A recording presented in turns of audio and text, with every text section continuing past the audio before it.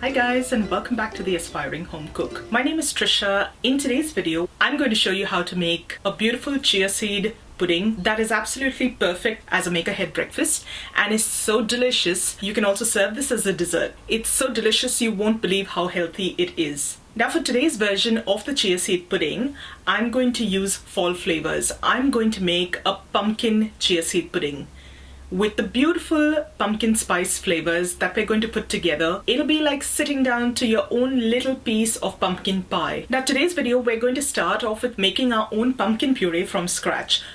In a lot of places, you do find pumpkin puree available in your supermarket in little cans. Here in Sydney, it's almost impossible to find. So I decided that I was going to learn how to make that puree from scratch, and you are not going to believe how easy it is. All right, so we'll start off with making our own puree. Now this puree, once it's made, you can use it for any recipe that calls for pumpkin puree in it. So whether it's a pumpkin pie or some pumpkin pancakes, pumpkin muffins, really the sky is the limit on this one. Now before we move on to the kitchen, if you haven't done so already, please subscribe to my channel, and once you do, click on that little bell icon right next to it so that you get notified every time I upload a new video. Alright, so now let's go on over to the kitchen and put this together. I picked up a wedge of Jap pumpkins from my greengrocer the other day. You can use Kent pumpkin too. To get things started, we're going to roast it off.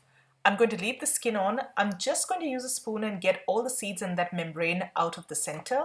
And once that's done, I'm just going to pop it in a baking tray like this, skin side down, and bake it off for 45 minutes at 180 degrees, or till a knife pierces it with minimal resistance.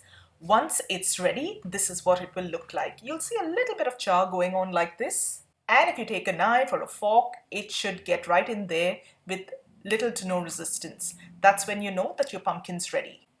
Let this cool completely, and then all you have to do is peel that skin back. Now sometimes it might just be easy to pull that skin off. If you're having a hard time doing that, you can just use a spoon and scoop that pumpkin flesh right off like I'm doing here. Pop this flesh into the bowl of a food processor and let the processor run until you're left with a nice fine puree. This should just take a couple of minutes. And you'll be left with something like this, a nice, beautiful, pure pumpkin puree. From now on, you can use this in any recipe that calls for a pumpkin puree. How easy was it to make your own pumpkin puree? This tastes so beautiful and sweet. It's hard to believe that there's absolutely no sweetener in this.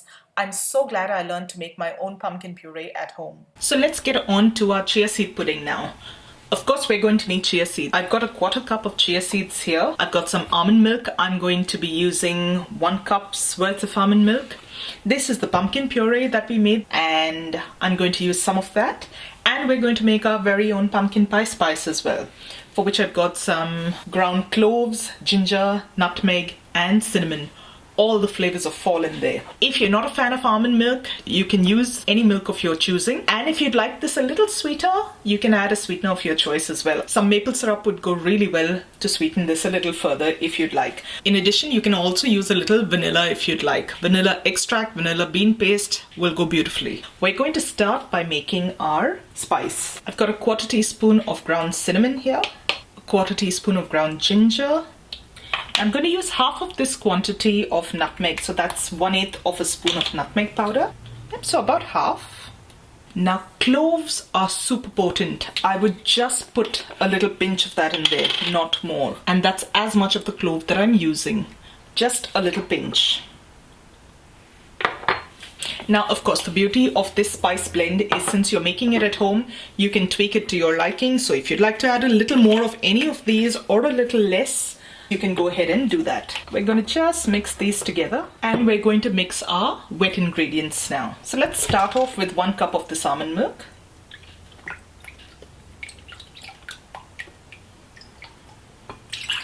That's half.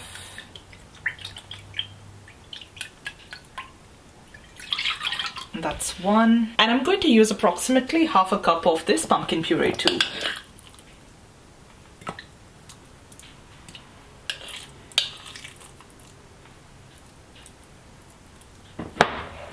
And we're going to stir this together. I think I'm going to switch to a whisk to help this process along.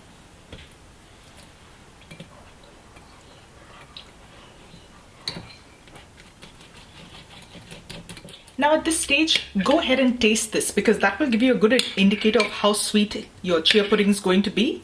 And if you'd like it sweeter, you can add a little sweetener to suit your liking. I'm going to go in with a little maple syrup. Again, you can add this to taste.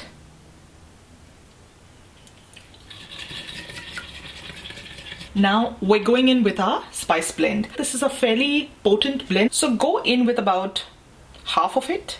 Stir that, see if you're happy with the flavor. If not, you can always add more. But keep in mind that these flavors will develop over time while your pudding is resting. Little taste. I think that's perfect. Now, if you'd like, you can also add a little vanilla to this. Just a smidge of some vanilla. And in go the chia seeds. Stir that through.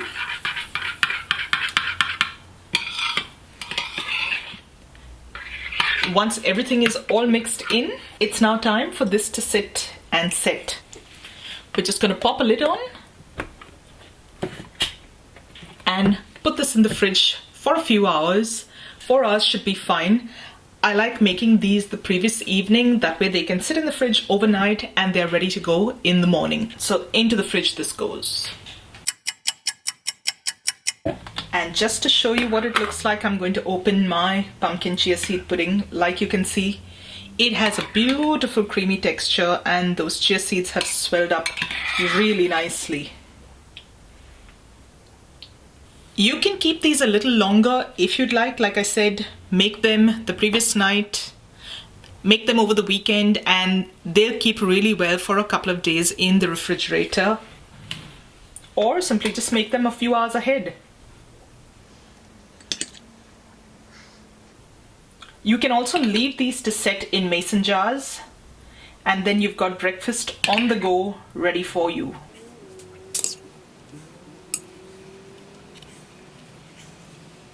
How good does that look? We're going to complete the pumpkin theme, top it off with some pepitas and some walnuts.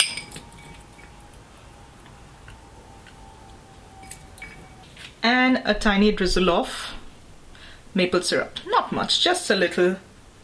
And there you go, guys. Your pumpkin pie chia seed pudding is ready. Let's dig into this, shall we?